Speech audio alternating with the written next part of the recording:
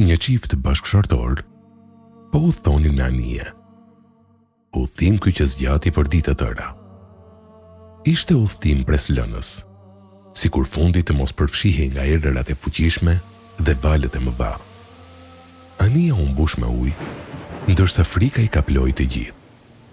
Kapiteni shpalli gjendje emergjente, duke thënë se vetëm ndonjë mrekulli nga Allahu i madhëruar mund t'i shpëtonte. Bashkëshortja friksohej shumë. Filloi të bërtiste. Çfarë do të bëjmë? Si do të shpëtojmë?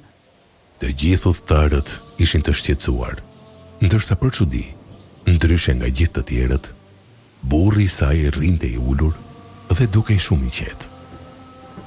Kjo gjë i hidhëroi shumë atë dhe filloi të akuzonte për person të ftohtë dhe antipatik. Burri e shikoi me fytyrë të mërolur, ndërsa nxorri një thik të vogël dhe ja ofroi tek fyti, duke i thënë me zë të lartë: "A nuk e frik nga thika?" Gruaja e pa burrin dhe i tha: Jo, "Po përse?" për shkak se thika është në dorën e atij që kam besë në të dhe të cilin e dua shumë. Tha gruaja.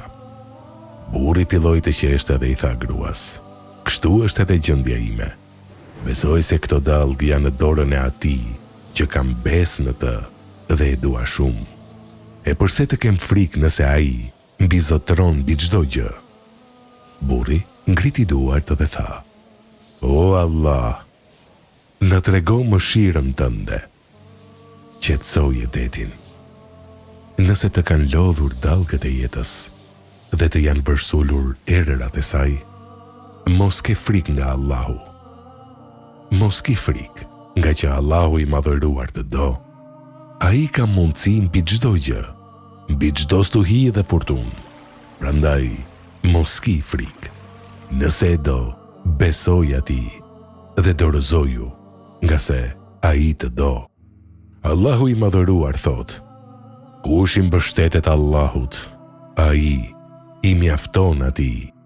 Allahu realizon dëshirën e vet dhe Allahu çdo gjëje ja ka caktuar kohën, afatin."